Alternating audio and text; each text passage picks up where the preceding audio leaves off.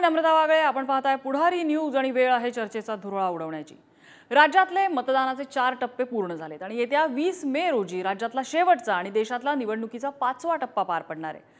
राज्यात या टप्प्याची उत्सुकता जरा जास्त आहे, कारण या टप्प्यात राजधानी मुंबईवरती कोण राज्य करणार हा निर्णय ईव्हीएम मध्ये कैद होणार आहे. आणि याच राजधानी मुंबईसाठी महायुती आणि महाविकास आघाडी या दोघांनीही कंबर कसलेली आहे. कारण ही महामुंबई जी आहे ती ज्यांच्या वाट्याला जाते ते केंद्रात राज्य करतात अशी 99 नंतरची प्रथा राहिलेली आहे. प्रचाराच्या शेवटच्या 2 दिवसांमध्ये त्यामुळे सभा, रोड शो यांचा जोरदार धुळा उडणार आहे. केवळ मुंबईच नव्हे तर मुंबई लगतच्या परिसरात म्हणजे ठाणे, कल्याण, पालघर इथे सुद्धा जोरदार शक्ती प्रदर्शन दिसेल. आज पंतप्रधानांचा मुंबईमध्ये रोड शो होतोय, कल्याणमध्ये सभा होतीये. 17 तारखेला मुंबईमध्ये आणखीन एक सभा होणार आहे आणि ही सभा राज ठाकरेंसोबत असेल. थोडक्यात मुंबई आणि परिसरासाठी महायुतीने मोदींचा करिश्मा वापरण्याचं ठरवलेलं दिसतंय. पण होर्डिंग खाली दबणाऱ्या, लोकांच्या गर्दीत रोज पिचणाऱ्या, जीवाची शाश्वती कधीही देऊ न शकणाऱ्या, फुटपाथवर झोपणाऱ्या, अगदी ऊर फुटेपर्यंत धावणाऱ्या मुंबईकरांवर मोदींचा प्रभाव पडणार? मोदींचा करिश्मा मुंबई जिंकणार? हाच आहे आपला आजचा चर्चेचा विषय.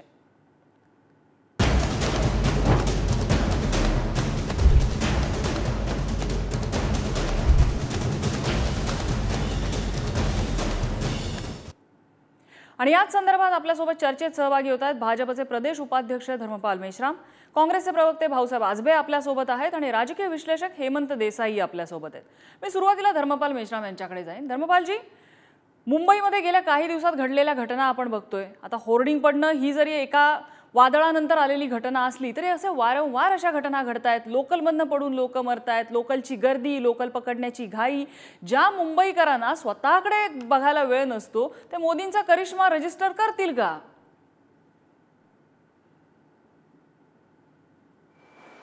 निश्चितपणे मोदीजींचा करिश्मा संपूर्ण मुंबईत आणि या 5व्या फेज मधल्या 13ही लोकसभा जागांवरती चालेल असा मला विश्वास आहे. नम्रताजी, मुंबईमध्ये अनेक दुर्दैवी घटना घडतायत ते खरं आहे.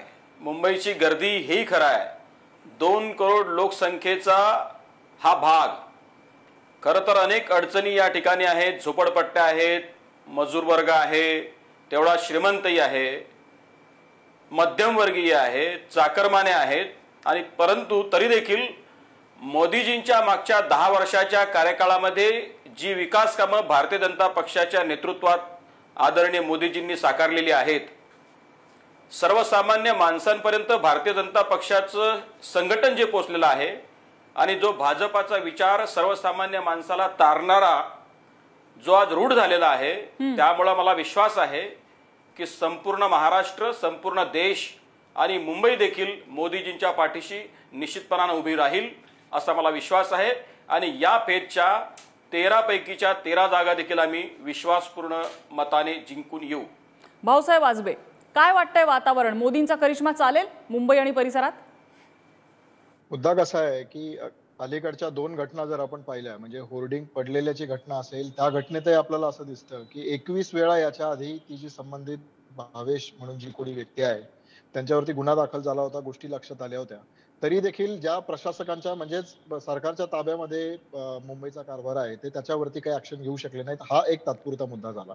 दुसरा, 2 दिवसापूर्वी जो पाऊस पडला त्यावेळी आपण ज्या पद्धतीची चेंगराचेंगरी ट्रेन्स मध्ये झाली ती आपण पाहिली. पियुष गोयल हे रेल्वे मंत्री असतानाही वंदे भारत आणि बाकीचे बुलेट ट्रेन या सगळ्यांचं ते कौतुक करत असताना सामान्य मुंबईकरांसाठी पुरेशा ट्रेनची जी उपलब्धता व्हायला हवी ती देखील पियुष गोयल हे रेल्वे मंत्री असताना देखील त्यांनी केली नाही. आणि या पलीकडे जाऊन 2 जे महत्वाचे मुद्दे आहेत की मुळात मुंबईतल्या मराठी माणसाला ज्या पद्धतीनं सरकार पाडलं गेलं आणि ज्या पद्धतीनं एक गद्दारीचा शिक्का ज्यांनी सरकार पाडला त्यांच्यावर बसलेला आहे ते मुंबईकरला आवडलेलं नाहीये.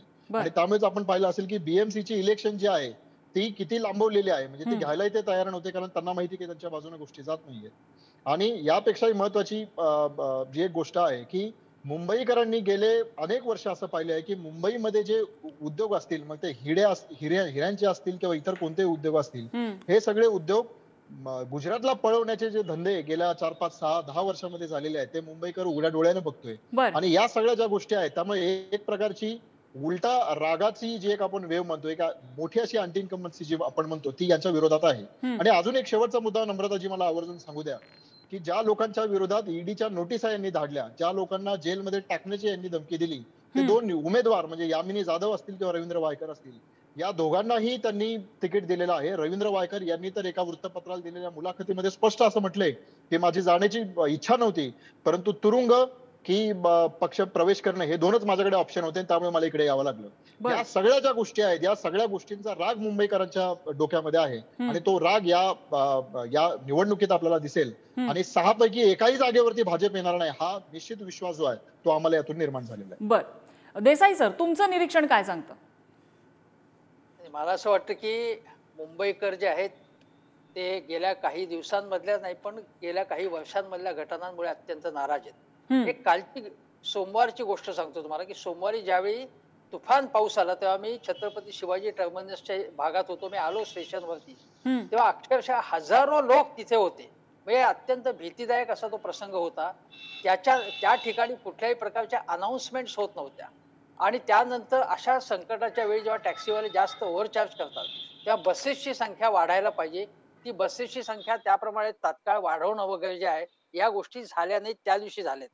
होर्डिंगच्या प्रकरणामध्ये मी आपल्या चर्चेमध्ये ऐकलं का की या चर्चेमध्ये हा जो कोण भिंडे नावाचा माणूस आहे तो जो अनेक तक्रारी त्याच्याविरुद्ध गुन्हे नोंदवले, बलात्काराची सुद्धा तक्रार आहे, त्याचा उद्धवजींबरोबर फोटो दाखवायचा आणि त्यानंतर उद्धव ठाकरे यांना त्याच्यामध्ये गोवण्याचा प्रयत्न करायचा. आता तुमची सगळीकडे सत्ता असताना तुम्ही जर पूर्णपणे हात वर करत असाल, एवढंच नव्हे तर मंगल प्रसाद लोढा जे पालकमंत्री आहेत ते कधीही आतापर्यंत पालकमंत्री हा मुंबई महानगरपालिकेच्या कार्यालयात त्याचं ऑफिस उघडलं नाहीये.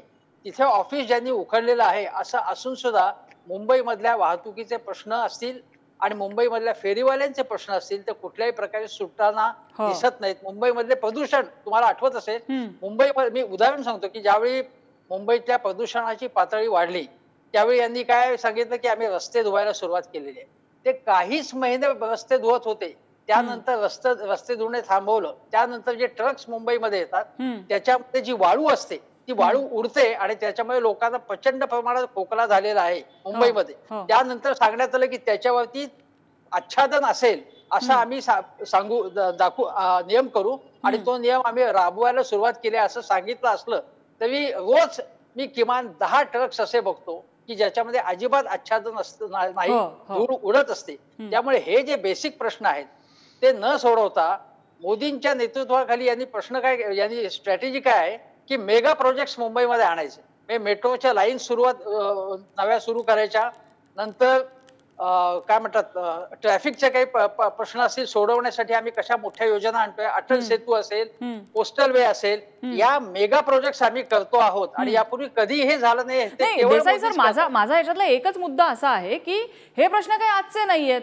ज्या वेळेला उद्धव ठाकरेंचं सरकार म्हणजे शिवसेना भाजप युतीचं सरकार होतं त्याही काळामध्ये हेच होतं.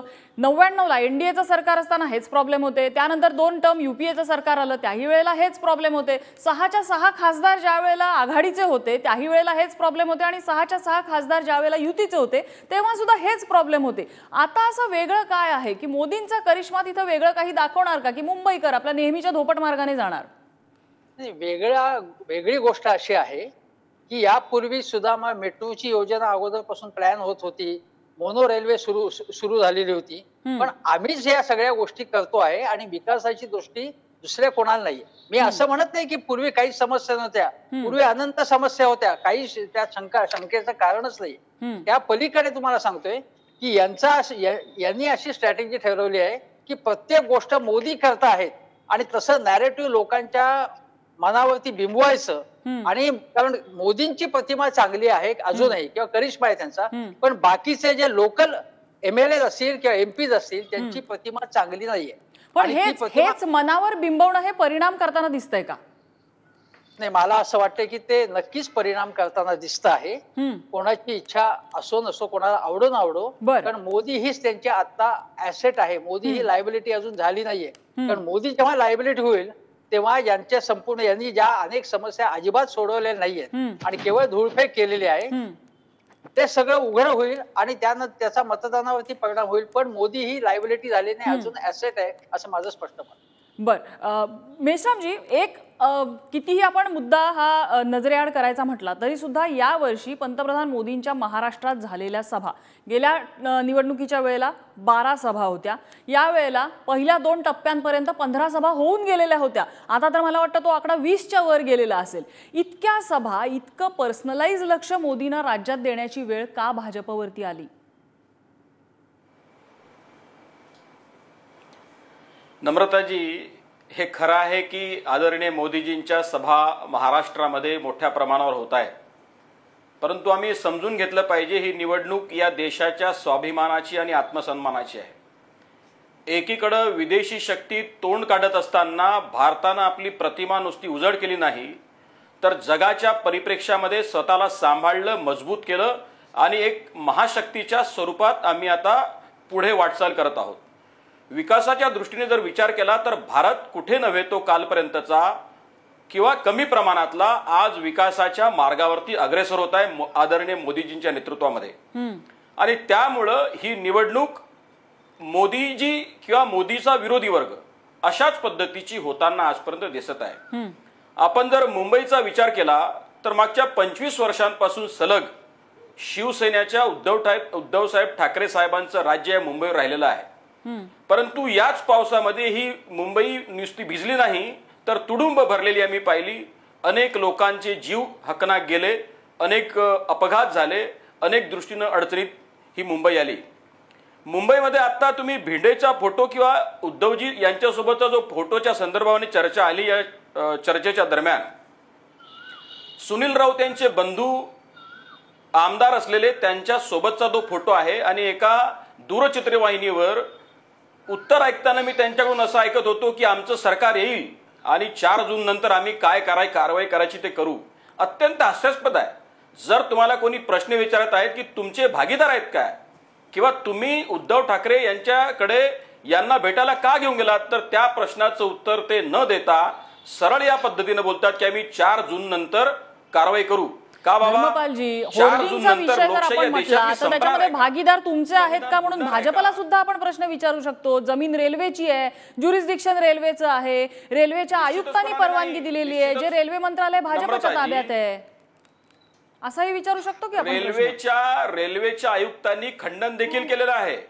रेल्वेच्या आयुक्तांनी खंडन देखील केलेलं आहे आणि लेखी स्वरूपात केलेलं आहे, हे आम्ही समजलं पाहिजे. आज मुंबई ज्या गतीनं प्रगती करते आहे, या ठिकाणचा अटल सेतू असेल, कोस्टल रोड असेल, कसलं खंडन केले रेल्वेच्या अधिकाऱ्यांनी. आमच्याकडे आज अनेक असे सामाजिक कार्यकर्त्यांनी त्यांची पत्र दाखवली की रेल्वेनी त्यांच्या प्लीज होत्या, त्यांची पत्र होती, त्याला केराची टोपली दाखवली, एका ओळीचं उत्तर मिळालेलं नाहीये. 40 फुटाच्या जागी 120 फुटाचं होर्डिंग उभं राहतं रेल्वेच्या जमिनीवरती आणि रेल्वे प्रशासनाच्या एकाही माणसाला ते दिसत नाही. एवढं ग्रँटेड धरायचं मुंबईकरांना? नम्रताजी, रेल्वेनी, मध्य रेल्वेच्या आयुक्तांनी त्याचं स्पष्ट शब्दामध्ये खंडन केलेलं आहे. तशा पद्धतीचं पत्र देखील त्यांनी दिलेलं आहे आणि त्यामुळं ही जी जबाबदारी ती बीएमसीला टाळून चालता येणार नाही किंवा बीएमसी ज्यांच्या आधिपत्याखाली किंवा ज्यांच्या दबावाखाली काम करत होती कालपर्यंत किंवा आज देखील, ते देखील आम्हाला समजून घ्यावं लागेल. बीएमसीच काय, या ठिकाणी highway authority, MMRDA, police housing board सगळ्यांचीच जबाबदारी आहे. कितीच्या परवानग्या या व्यक्तीकडे होत्या, कुणी तपासलंय हे? रेल्वेने परवानगी आपल्या जमिनीवर देताना तपासलं होतं का या सगळ्या परवानग्या त्यांच्याकडे आहेत का? निश्चितपणानं मेश्राम साहेब एक लक्षात घेतलं पाहिजे, ही सगळी जबाबदारी शेवटी लोकल बॉडीजची आहे आणि लोकल बॉडीजनं त्याकडे निश्चितपणानं लक्ष देणं हे अत्यंत आवश्यक असतं. परंतु ज्या पद्धतीचं काम अपेक्षित होतं त्या पद्धतीचं काम झालेलं नाही आणि घटना घडली. या घटनेसाठी नेमका जबाबदार कोण याची देखील चौकशी झाली पाहिजे. निव्वळ स्ट्रक्चरल ऑडिट करून किंवा 304A सारखा गुन्हा दाखल करून जर आरोपींना मोकळं सोडता येणार असेल एखाद्या राजकीय दबावाखाली, तर ते निश्चितच सगळ्याच लोकांसाठी संशयास्पद आहे आणि अशा पद्धतीची कोणती भाजपाचं देवेंद्रजी फडणवीस यांच्या नेतृत्वातलं आमचं सरकार निश्चितपणानं खपवून घेणार नाही. बरं आजबेजी, एक गोष्ट यामध्ये आहे की घडलेल्या घटनांना कोण जबाबदार आहे म्हणून एकमेकांकडे बोटं दाखवण्यामध्ये आता अर्थ नाही. मुद्दा असा आहे, जो हेमंत देसाई यांनी सुद्धा सांगितला की मोदींचा जो करिश्मा आहे तो लोकांच्या मनावर बिंबवण्यासाठी प्रेशराईज केलं जात आहे. वारंवार तेच तेच तेच तेच लोकांच्या समोर आणलं जात आहे, आघात केला जातोय लोकांच्या मनावरती की हेच सत्य आहे. सभा वाढलेल्या आहेत, रोड शोज वाढलेले आहेत आणि देशभरात सगळीकडे ही गोष्ट कुठेतरी परिणाम करणार आहे हे स्वीकारावं लागेलच ना. नम्रताजी, त्या प्रश्नाचं उत्तर देण्यापूर्वी मला फक्त एक मुद्दा मेश्राम साहेब जे मांडत होते तो मांडू द्या. तुम्ही रेल्वे आणि या सगळ्या गोष्टी निदर्शनास आणून दिल्या, शेवटी त्यांनी तो बीएमसी कडे बॉल जो आहे तो तिकडे फेकला. पण मला सांगा, बीएमसी मध्ये जो प्रशासक आहे, जो गेले अनेक वर्ष बीएमसी वर प्रशासक म्हणून वावरतोय, तो उद्धव ठाकरेंना अकाउंटेबल आहे का तो मुख्यमंत्र्यांना अकाउंटेबल आहे? म्हणजे प्रशासकाचं जे फेल्युअर आहे ते फेल्युअर मग नेमकं कोणाचं आहे या प्रश्नाचं उत्तर मेश्राम साहेब देतील का?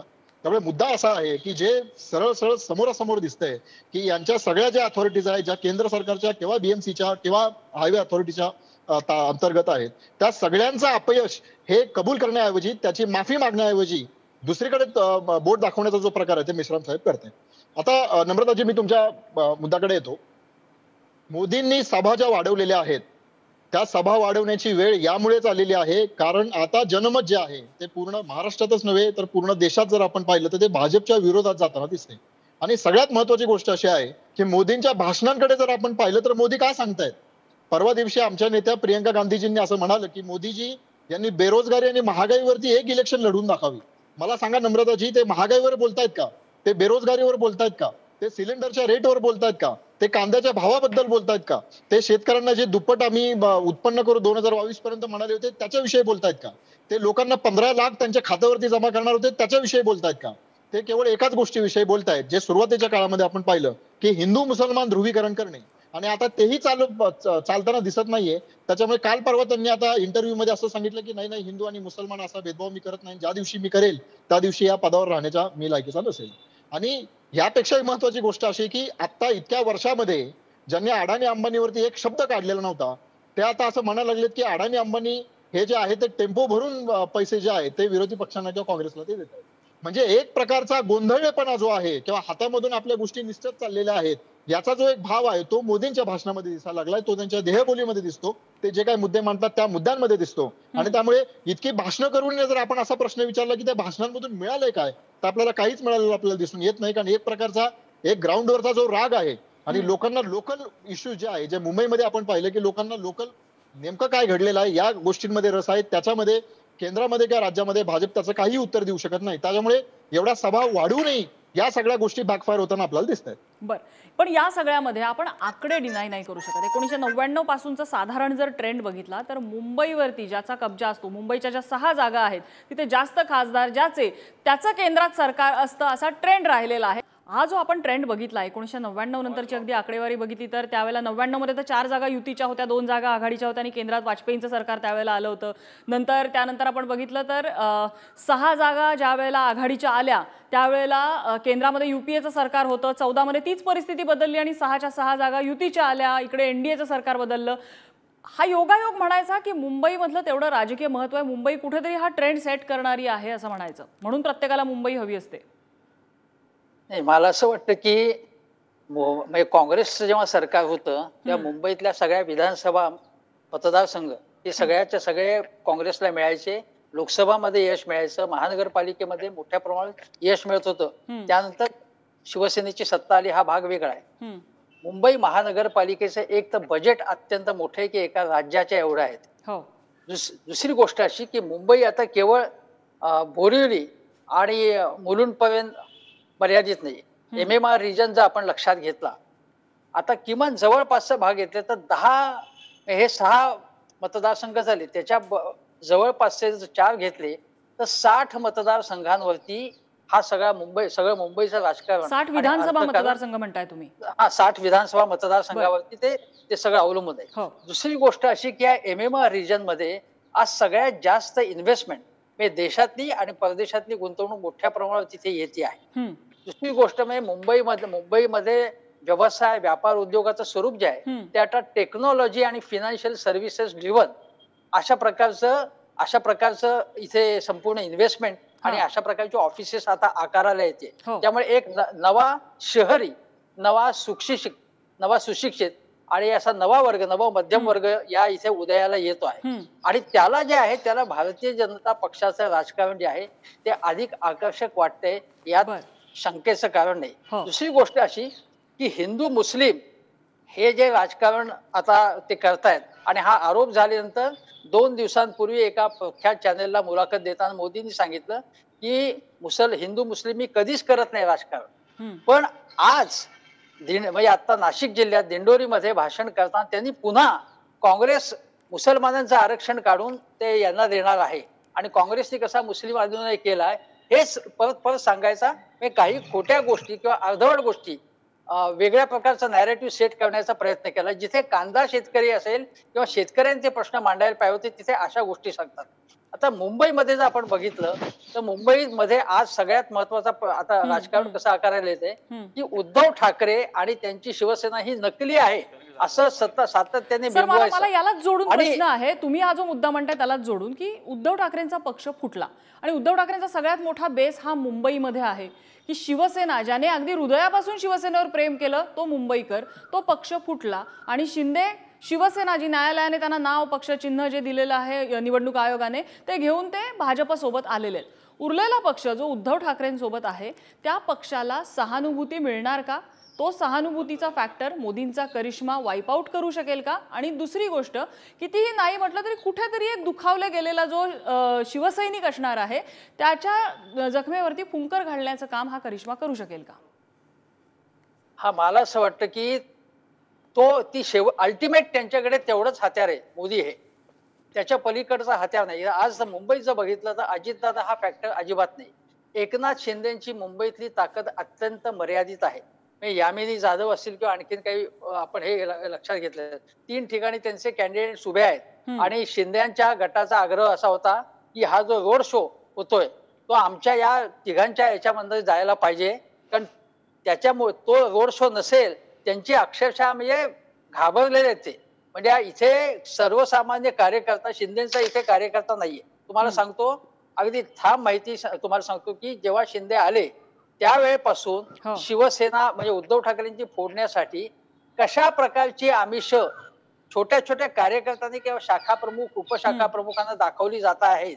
गणेश मंडळांना गोविंदा मंडळांना कसं कॅप्चर करण्याचा प्रयत्न केला जात आहे आणि केवळ आणि केवळ पैशाच्या बळावर नाहीतर धाक देऊन धाक दपटशाच्या बळावरती हे पद्धतशीरपणे चाललेलं आहे. तरी सुद्धा उद्धव ठाकरेंच्या मागे फार मोठ्या प्रमाणावरती शिवसैनिक आहे. अगदी तुम्ही हा गिरणगावचा भाग घेतला तर गिरणगाव तर अत्यंत तो काय म्हणतात की उद्धव ठाकरेंच्या बाजूला इतका तो काय म्हणतात तो खवळून उठलाय आणि जेवढे मोदी इथे येऊन उद्धवजींवर टीका करतील त्यावेळी तो आणखीन खवळून उठेल आणि तो खवळून उठलाय तो देवेंद्रजी आणि विशेषतः एकनाथ शिंदे यांच्या विरोधात.